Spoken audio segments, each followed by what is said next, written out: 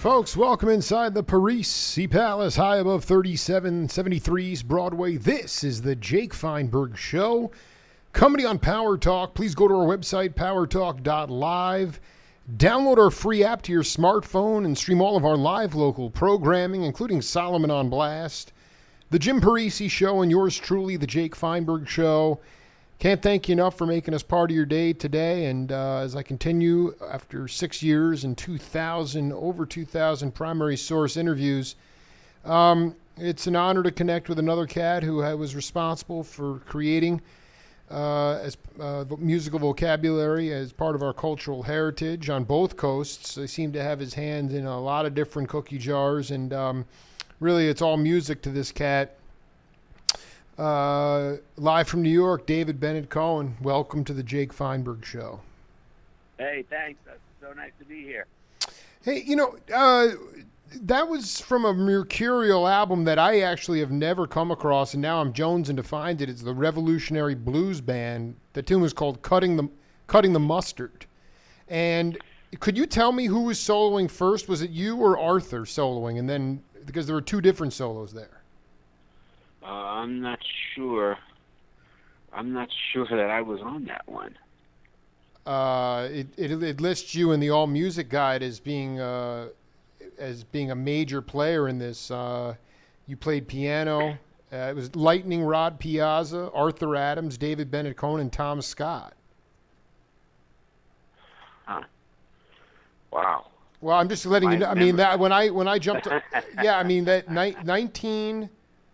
1970 Revolutionary Blues Band, and it gives you, it says David Bennett Cohen guitar. Any of those cats you've never played with Piazza or Tom Scott or any of those cats? Well, I played with Rob Piazza. Tom Scott, I don't think I played with. And who else was in it? What's really amazing is Arthur Adams, who's a guitar player, was playing bass on it too, which is so cool. Huh. So when did you play with Piazza?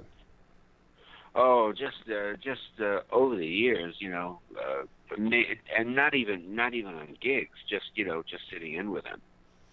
Well, I'll send you the link to this because this is yeah, please. This is a burning. David, I wanted to ask you though. I mean. You sure it said David Bennett Cohen? It's not just David Cohen. It says on the All Music Guide, David Bennett Cohen guitar. Lightning Jones, Lightning Jones, and Lightning Red on vocals. It does seem like a West Coast contingent, but then again, L.A. I think that's probably David Cohen from L.A.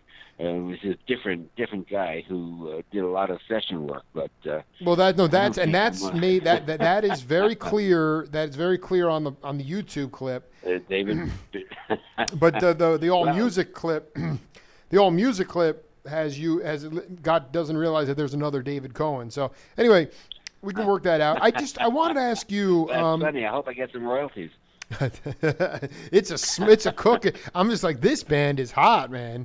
And I've interviewed Arthur Adams and Tom Scott and rest in peace Joe Sample. So it was something out of that bag. But can you just talk about, were you a folk cat that would just basically learned how to play an instrument on the bandstand, similar to what was going on? I mean, you look back at Yorma. the Airplane, they came out of the folk scene. The Dead came out of the folk. The Dead did. Yeah. Country Joe and the Fish. Some of those bands were more some of those, like for instance, like I just did my third interview with Terry Haggerty. The Sons of Champlin, they were serious musicians. A lot of the other cats were just learning on the bandstand. I was just curious about your evolution. Well, I started playing piano when I was 7. I took piano lessons for about 5-6 years, and then I really hated it. But I learned how to. Never really learned how to read sight music, but I learned how to make my fingers work. I loved music, but I didn't like what I was learning. It was just kind of phony stuff, and I wasn't. They didn't build. I don't know what teaching is like now. I mean, I know how my teaching is like now, but usually they would show you something and then go on to the next tune, not even building a repertoire. So I didn't really appreciate the piano lessons so much. I wanted to be out playing with my friends. But when I was about 13, I discovered the guitar, and that was like a love affair. All through high school, I would get home from high school around 3:30, go up to my room, play my guitar for 6 hours, do 15 minutes of homework, and go to sleep. And that was my my mother would call me down for dinner, and I'd run down, scarf or whatever I was eating, and just go back to playing guitar. That's all I did during high school. So, and I was very much involved with the folky scene in New York, the Washington Square folk scene, which was a great place to begin. So many people came out of it. Of course, Dylan came out of it, but he came in sort of later. But the folk scene was really percolating and evolving in the late 50s. That's when I started going to Washington Square in 1956, and I was like 13. The summer I turned 14. So I would go there every Sunday without fail. Even if sometimes when it was raining, I do that too. But mostly I just went and played, and I made lots and lots of friends there. That I still have. People like fellow Danny Laufer, John Sebastian, just a ton of people. And they've been having reunions every year down at Washington Square Park, so I've been going to those too. One of the heaviest influences on me was a fellow named Paul Prestipino. I went to a camp where called Lincoln Farm Work Camp up in New York State, and I learned a lot of music there, and I learned a lot of kind of basic politics. I saw Pete Seeger the first time there. It was run by a bunch of commies, and it was a great experience. And Paul was one of those people, and he and I are still friends. And so I started going to Washington Square Park, and I really didn't want to have anything to do with rock and roll. Rock and roll, I just was kind of a purist. I only wanted to play acoustic and mostly guitar. I played banjo and mandolin too, but I was mostly a guitar player. So in 1965, a girlfriend of mine took me to see the Beatles movies, and it changed my life. It was in a small theater, and Help had just come out, and they were playing Hard Day's Night and Help. And we went to this small theater in the village, and it was like not really a balcony, but kind of, I think, what they call a loge. You were sitting in the back, and there were, people had brought wine and chicken and pot, and everything was being passed around. It was just a party. And I saw the Beatles movie. I saw Hard Day's Night and then Help. And then I sat through Hard Day's Night again. I would have sat through Help again, but the theater closed. So I decided at that point that I was going to go to California and become a rock star. I even told people that, and they remind me now that I said that. So I went to California, and I was really only interested in playing guitar. I bought an electric guitar, and I started learning, and I was, of course, playing blues because I was playing blues as a folkie, too. with Danny Kalb and Stefan Grossman and those people. So I was into the blues, and of course, I saw the Butterfield Blues Band, and Michael Bloomfield changed my life. So I was mostly a blues guy, but I was only playing guitar. There was an old beat-up piano in the corner of this club called the Jabberwock in Berkeley. And every now and then I go down and sit there and play some boogie woogie or St. Louis blues. I had a very limited repertoire on the piano, but I could play it. And Barry Melton loved the way I played the piano. We were friends. We were actually playing together.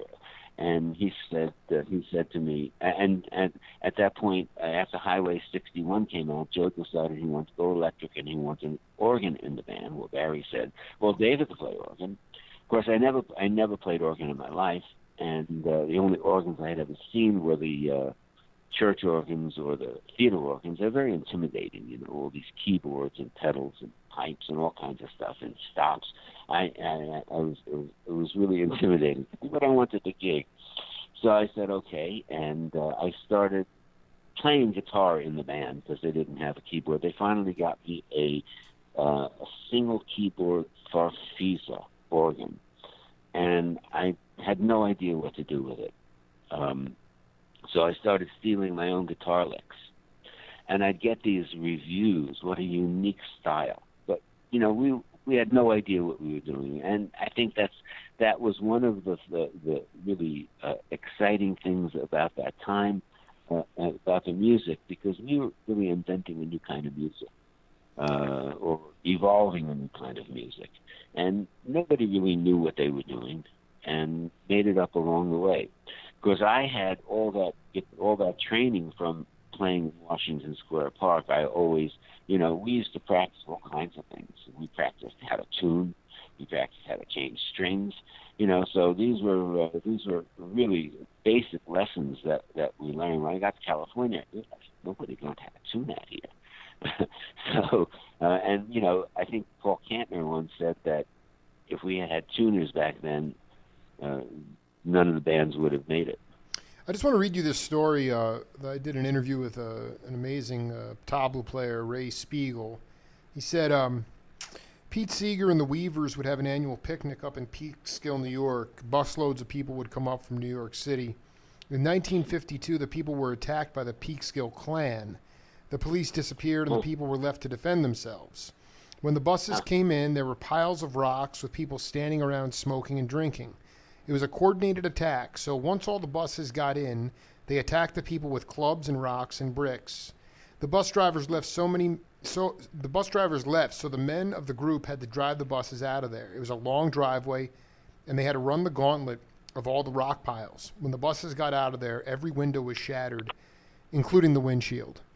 I guess, more to the point, what were you guys protesting? I mean, it might seem self-evident to you, but going to those Washington Square meetings, obviously there was a lot of great folk music, protest music, but what were you pushing back against? I think we were pushing back against the inequality that was existing. We were pushing back against the hypocrisy of the government and the people in power. We were fighting for the people, rather the 98%, I guess you could say now, right? Rather than the,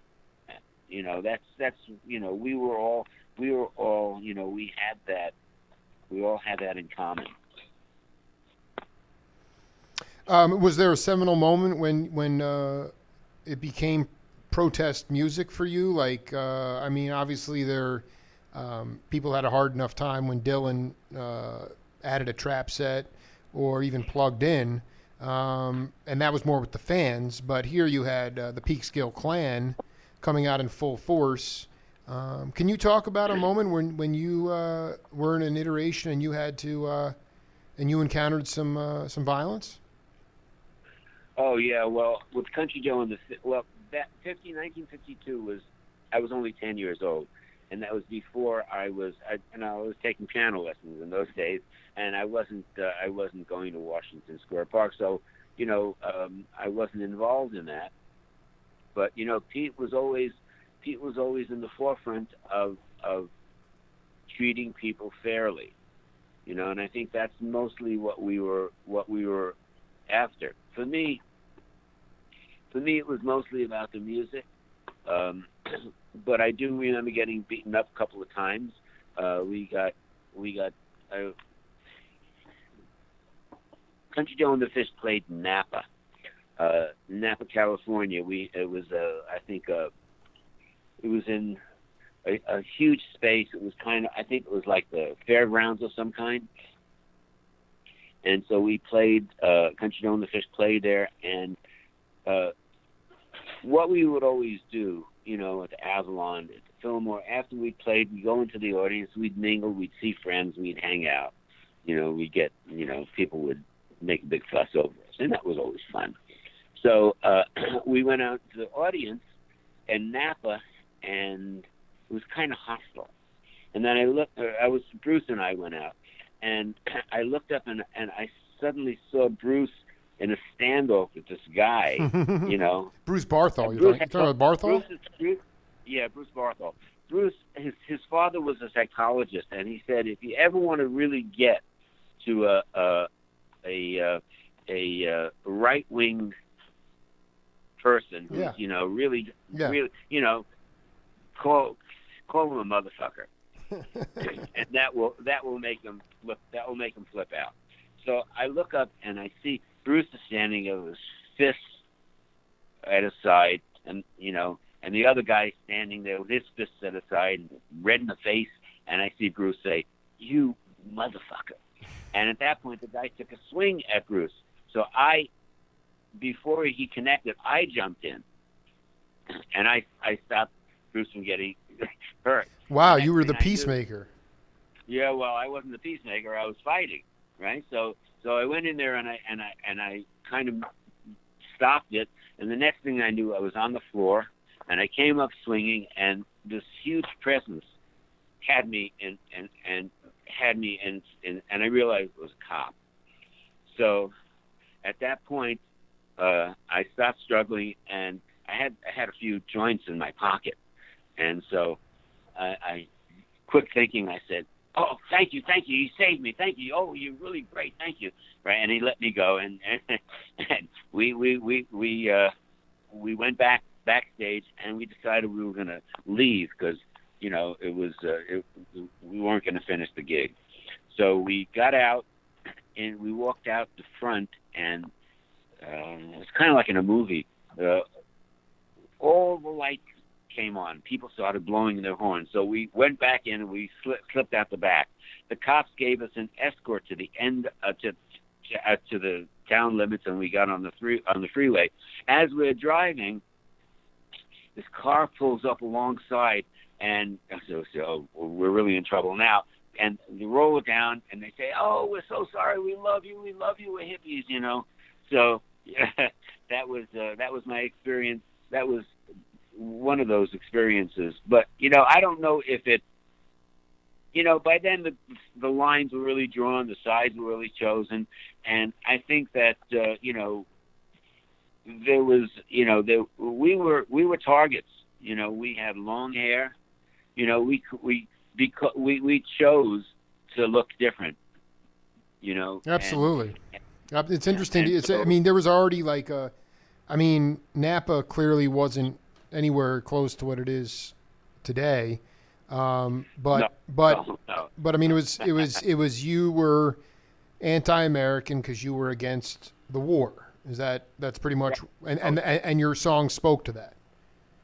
Yes.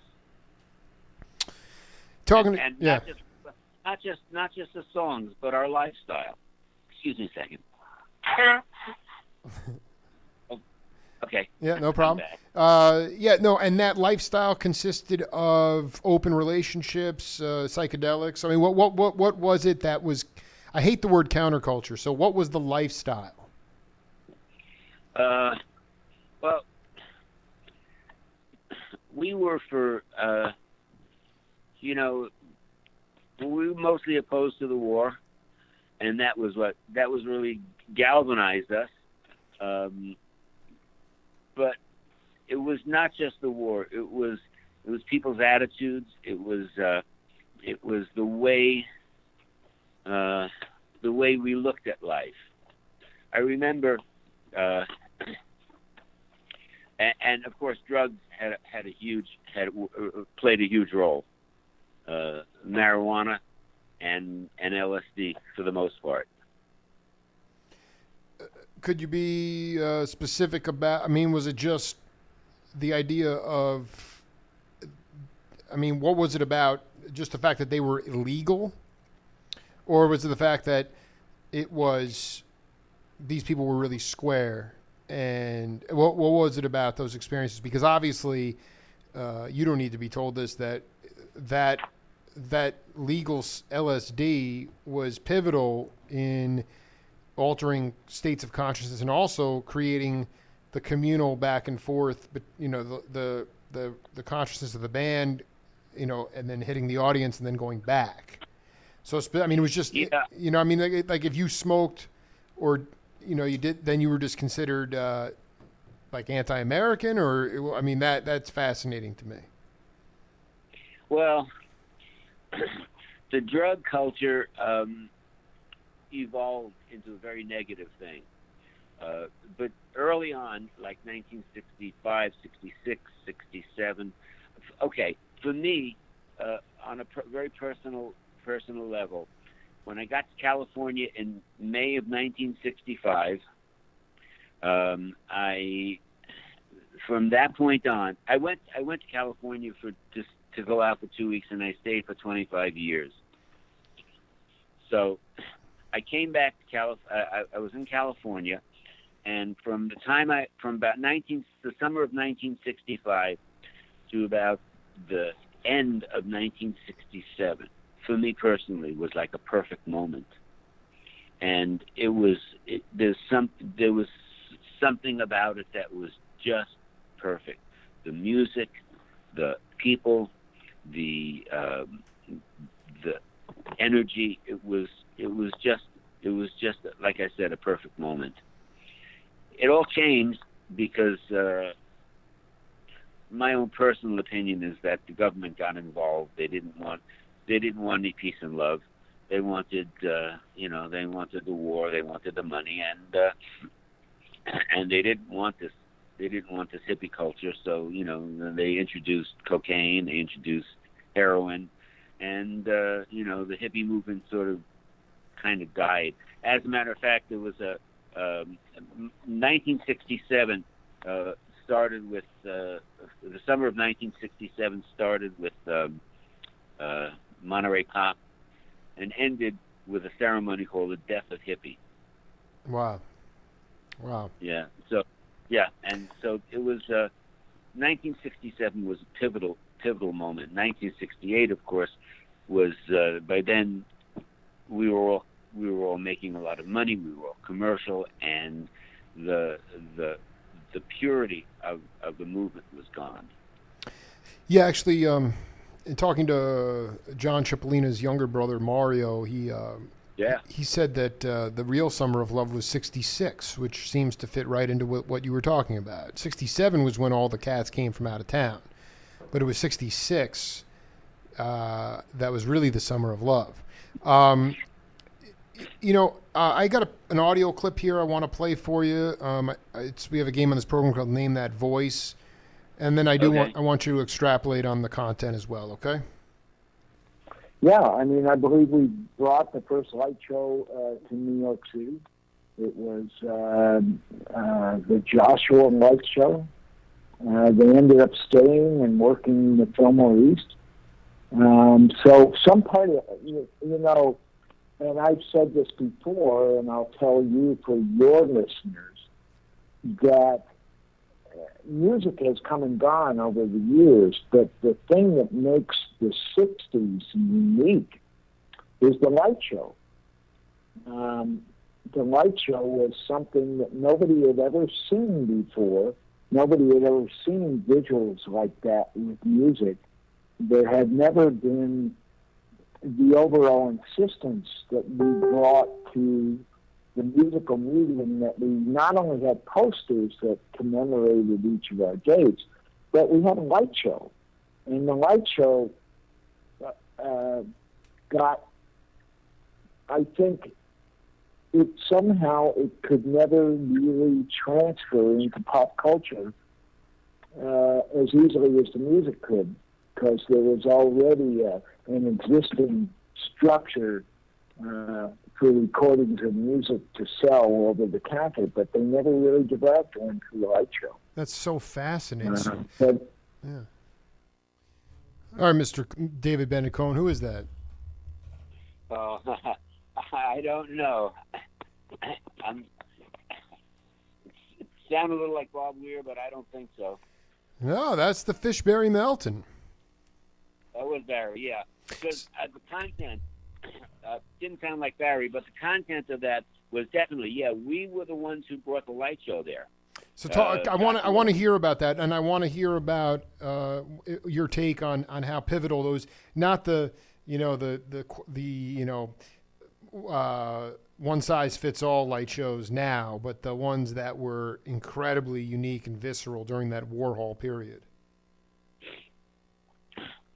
Well, the light show, I remember we came to New York with I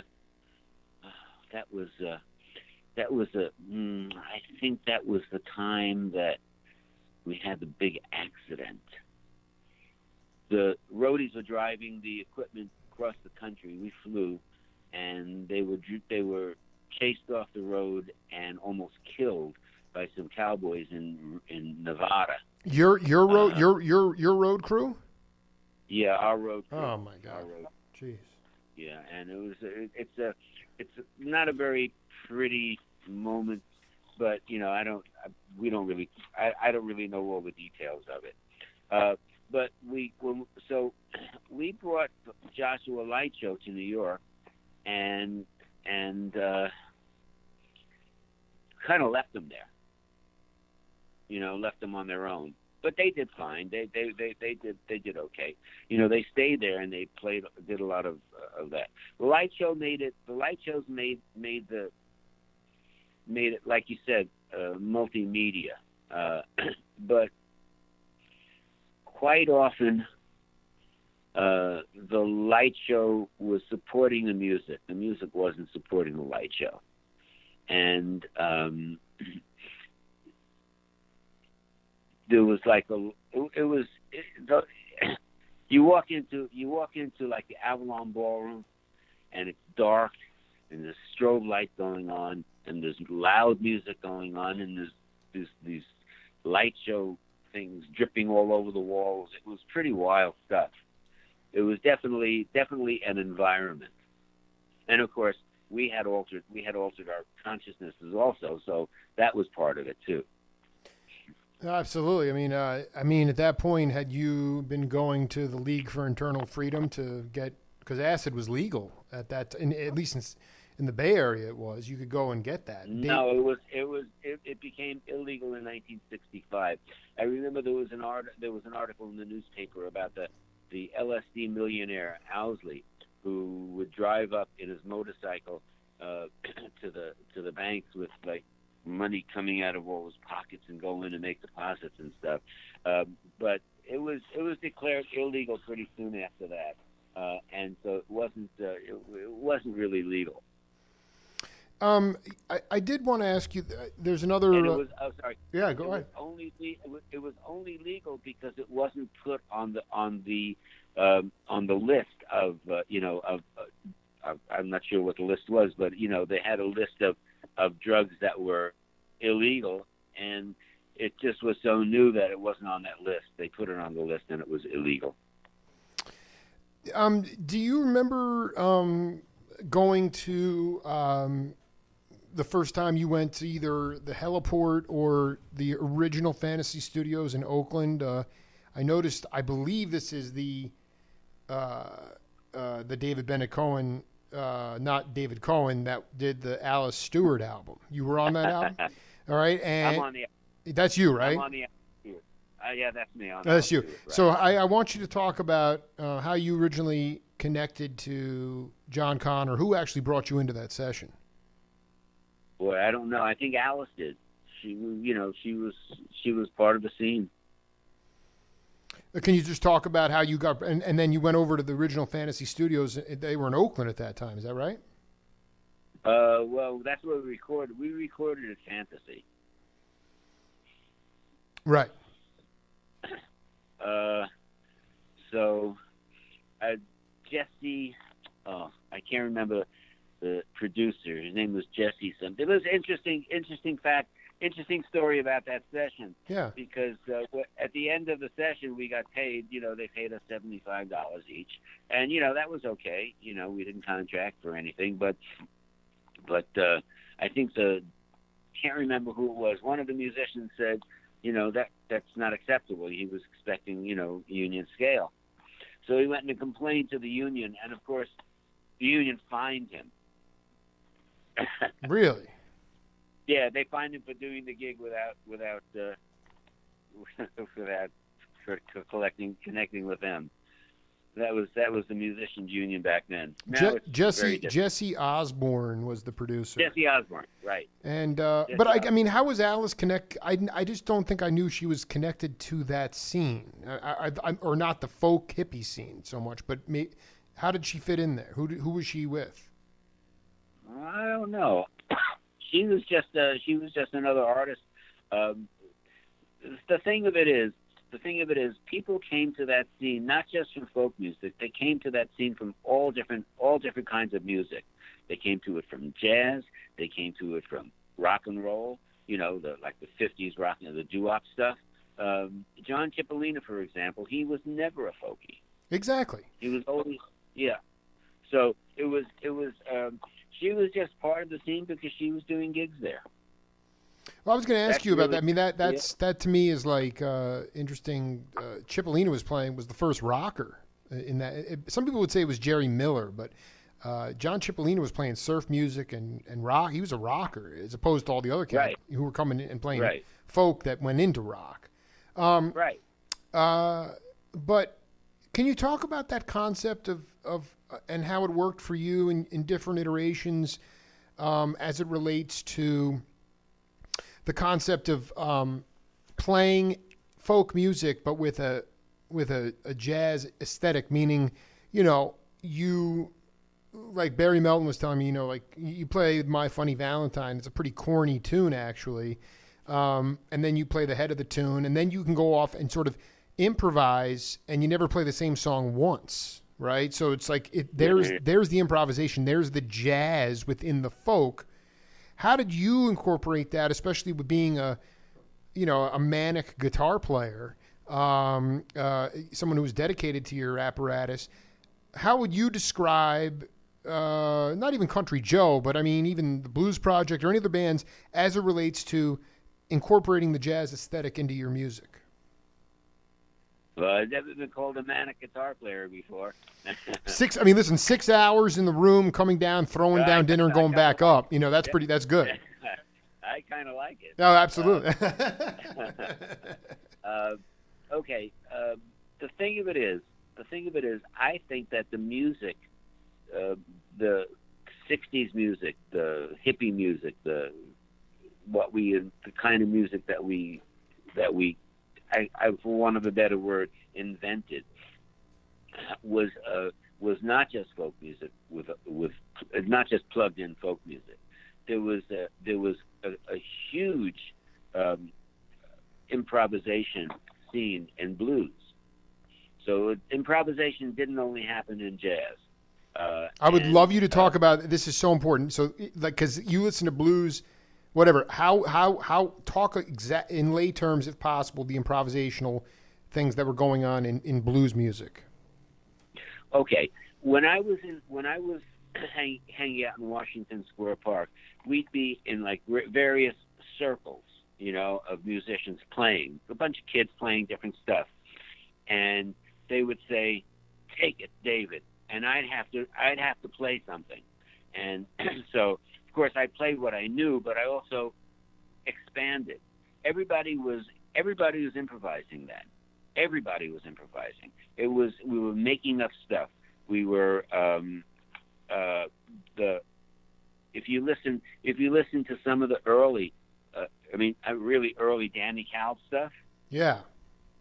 And before the Blues Project. Wow. But even with the Blues Project, he was always inventing new stuff. You know, could you give an example of something new, like new stuff? Like, I mean, it wasn't like he was like, you know, it wasn't like Harry Partch creating like a 43 tone octave. What did he create specifically?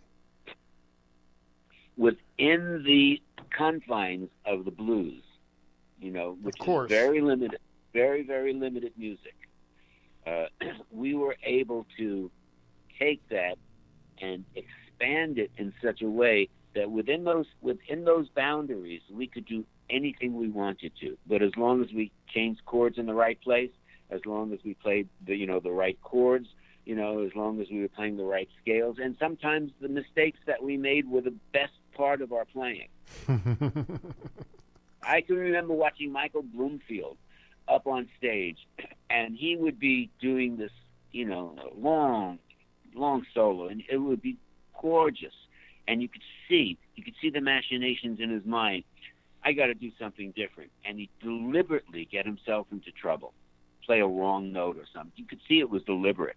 And then he'd stay on that note, and it would become part of the music. I love it. So the mistakes were part of, you know, our creative process. How do you get out of a mistake? You know, or what mistakes will work? Right.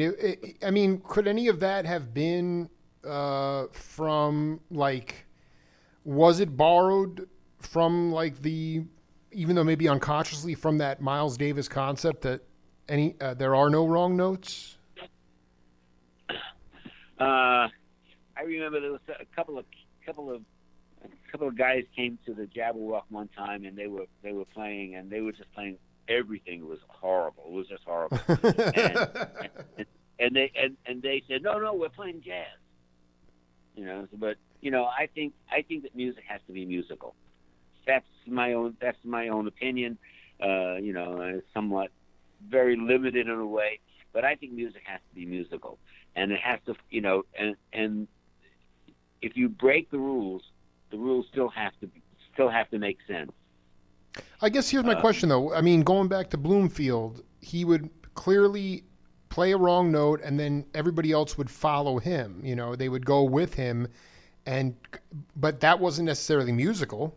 They were working it out.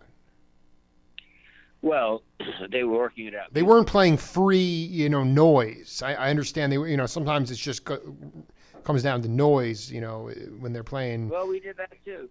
We did that too. You listen to some of that psychedelic stuff, where it was like somewhere off in outer space. We listened to James Gurley play, and it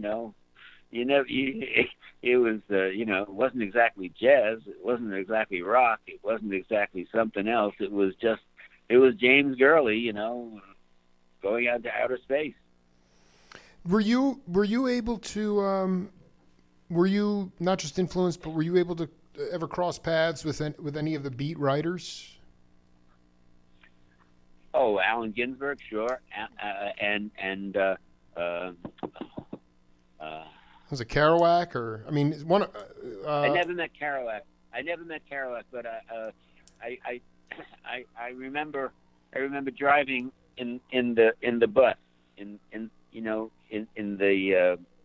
Get out of here! You were on the prankster bus. Wait, hold on. Yeah, I really want to understand this.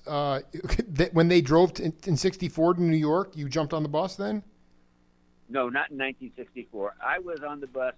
It was just me and my brain. It was just me and Neil Cassidy and a couple other people, and we were driving up to Mount Tamalpais. Do you know Mount Tam at all? Well, I'm gonna be. I know it, but I will be there actually in May on top with. Anyway, absolutely. Go ahead. I mean, I haven't been there, but I know. Okay. So those roads, the roads going up are all switchbacks, right? Because it's a very steep hill, and I can remember going up. Actually, we're coming down from Mount Town. He gave me a ride down. I think to the heliport, and 40 miles an hour. Oh, dude, not even looking at the front at the road, you know. Well, smoking. I think it was DMT, and just flying down the road, and I was just so completely relaxed. I knew nothing was going to happen. And you see a sign that says 10 miles an hour, right, with a curve. They mean it. Wait, I want you were this, and rest in peace, John Perry Barlow, the great lyricist and Electronic Frontier Foundation cat, lyricist with Bobby. He said, and he was driving down to Visadero with Cassidy, and there were two chicks in the back, and he was having three conversations at once, was not looking at the road, and Barlow said the same thing. He goes, I never felt like anything was going to happen, bad was going to happen to me. What was that? Right. Why was it so visceral? Why was it so apparent that through this insanity and this rapid fire genius riffing poet that you felt comfortable in that setting? I think because I was deluded. Yeah, that's a good way to. But I mean, those guys. What's in your mind? The beats were a whole different beast. But can you just talk prior to '67? Because I've done a few interviews with Babs, and he said they basically crawled under the concrete by '67 when the invasion came out, and when everybody came out. What kind of influence did the Pranksters have, not on the music, but just on the vibe of that Bay Area scene? Well, I just, personally, I think that everybody was just really crazy. Everybody was, trying to just be themselves, whatever that was. And the Pranksters first of all, they were actually a group of people. That wasn't the band. That was part of the scene. But everybody influenced everybody. We, I said we made up we were making up the music, but actually we were also stealing music from other genres, other areas. And, we were trying to expand our consciousness. Is there an example of how you were able to take one? I hate labels of music, but how you were able to kind of pull one in another direction, or something that adding music vocabulary to a particular. Well, you take a song like Bass Strings on Country Joe and the Fish's first album. It's a blues, it's a 12-bar blues. But it doesn't sound like a blues. It's very psychedelic. So in that respect, yeah, that's what we did. Of course, we were very limited musicians. We only knew what we could do. We were not really going out to learn new stuff, but to absorb new stuff and to try to make something. I don't think we were even consciously trying to create something new.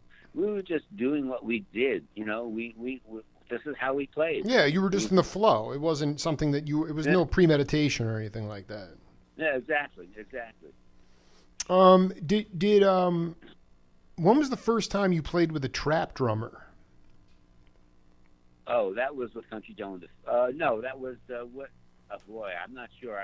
Maybe with the I can't remember. But it was in California. It was when I got out to California. I think I played in a band called Blackburn and Snow. Wow. Well, who was in it? I've never heard of this band. Blackburn and Snow. They had a hit called Post-War Baby. Jeff Blackburn and Cherry Snow. You should check them out. It's very, very good. Chicken was in the band, and David Nelson and I were vying for the guitar spot, and I got it. Wow. Because Nelson was in the New Delhi something up he was in another band. But who's Chicken? Who was Chicken? Chicken Hirsch, the drummer from Country Joe and the Fish. So, I mean, what was that experience like? Because at that point, like you brought up Prestipino before, and it's a cat I really want to talk to because, I mean, all you guys had to develop an internal time feel and rhythm because you weren't playing with a trap drummer.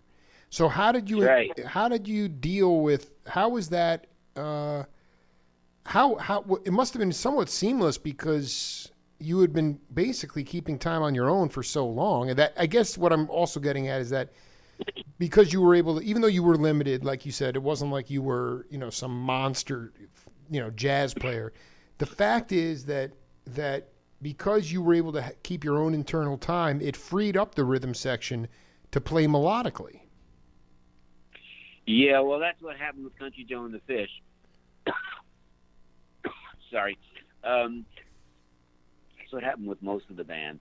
As I said, when I was learning how to play music in Washington Square Park, we used to practice tuning. We used to practice changing strings. We also practiced staying in time. I personally would work with a metronome. I like being in time. Wow. Right. No, I don't know. Absolutely. So, but I mean, like, but you had all this experience where you were not relying. I mean, did you wind up playing ever with like Mel Lyman or Fritz Richmond? Those cats were freaking ridiculous. It was like one-string washtub basses and stuff. Yeah. No, I never played with the Pleskin people. Although I knew Jim when he was in New York. But I mean, he must have been one of the cats. He must have been one of the cats showing up at Washington Square Park with Maria Moldauer and those cats. Yeah. Well, Maria, I think Jim Kleskin was mostly from Boston. He showed up in Washington Square Park a few times, but he wasn't really part of the Washington Square folky scene. Maria, she was in the Even Dozen Jug Band. That's Maria D'Amato, and the Even Dozen Jug Band had David Grisman. Well, it had David Grisman, had Joshua Rifkin, had my friend Danny Lau, who was playing Jug, had just a whole bunch of people that have gone on. I think Sebastian was in it. That's right. And so it was quite the scene. The scene was evolving. The scene was really evolving, and we were when in the late 50s in Washington Square Park, in Greenwich Village, in that whole area, there were all kinds of songwriters coming up. There was Eric Anderson, there was Tom Paxton, there was Phil Oakes, Tim Hardin. Dylan came in. Yep. Tim Hardin, absolutely. But when Dylan showed up, he wasn't writing songs. He was just playing old Woody Guthrie stuff. But we were all trying to create something new at that point. We were writing songs. That's such an important aspect of it. That even the folkies, of course, we did Little Maggie, we did Darlin' Corey and all that stuff. But we also did new songs, stuff that was in the genre, but we were writing stuff, and I think that's such an important aspect of the folk scene. It's about creating original content.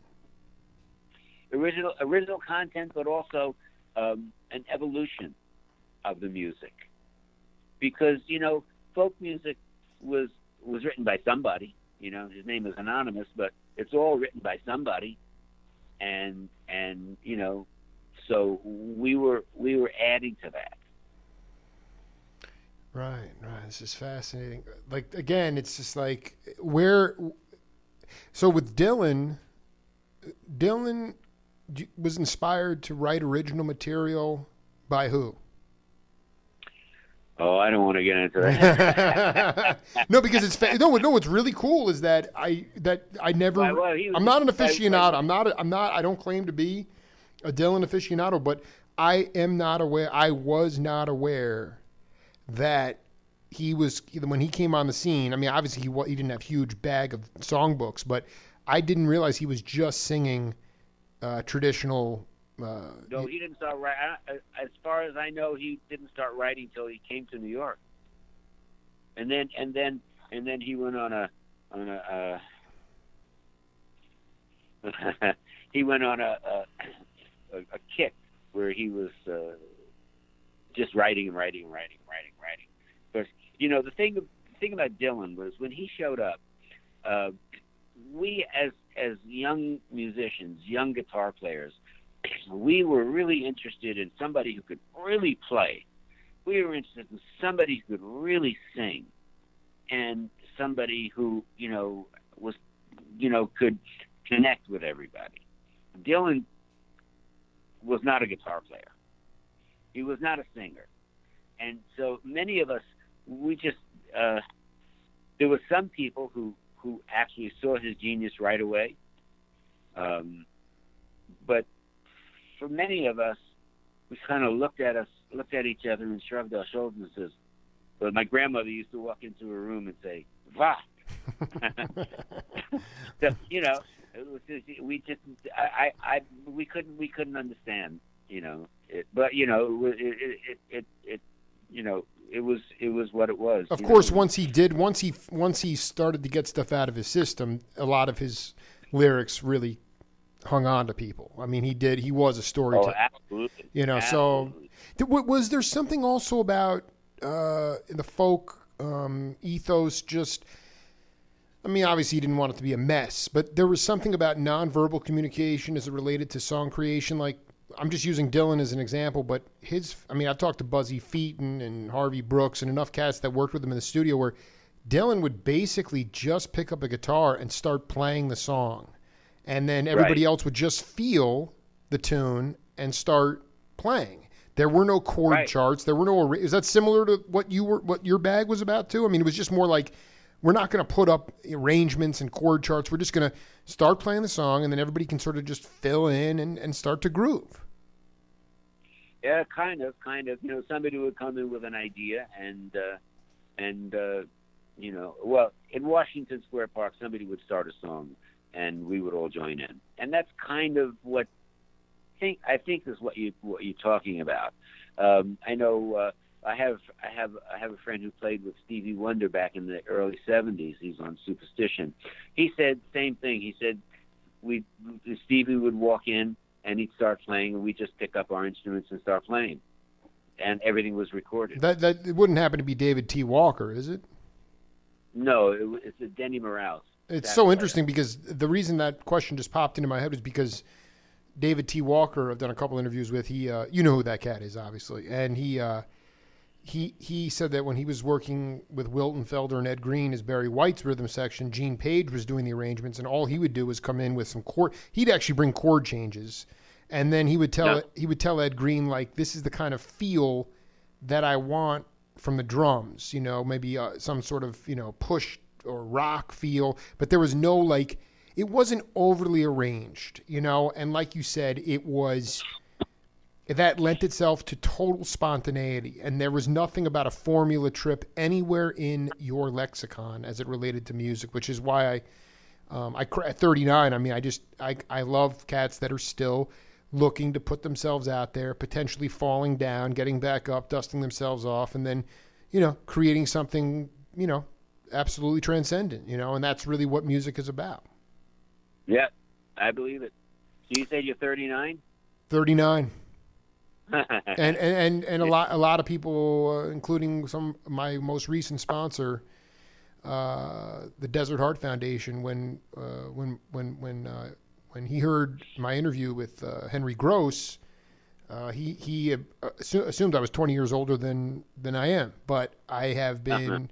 This is intergenerational interviews with cats that were creating new musical vocabulary in the real time. So, yeah, man, when you come to Tucson, let's connect in person, and we'll do part 2. But I had a ball, man. This was great. Oh, good. I hope I gave you some. Oh, I mean, come on, man. Some of these stories are going to be going up. I mean, all the stories that I put up are all original content, all primary source from my interviews. None of it's copied and pasted from anywhere else. So you're part of that now, my man. No, I'm so excited. All right. It's so good to connect with you, man. And let's just stay in touch. And when you head down to the old Pueblo, let me know. I certainly will. You, of course, know Heather Hardy, right? Very well. Actually, she has yet to. She's a badass. But I guess for whatever reason, we just have not yet connected in the sense of doing an actual Facebook Live interview. Well, when you see us, say we're very close. So, yeah. Absolutely, man. It was great to hang, man. Talk to you soon, man. All right, thank you, Jake. I'm looking forward to meeting you and do it in person. Absolutely, man. Talk to you soon. All right, thanks. Bye-bye. David Bennett Cohen, legendary musician, dropping a lot of knowledge on us, going coast to coast, and we'll be back with Carlton Santa Davis after this.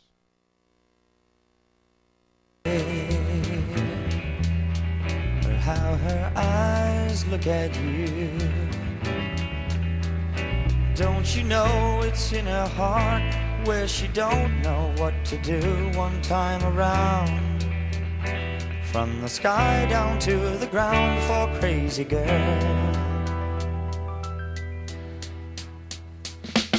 Her madness it is catching.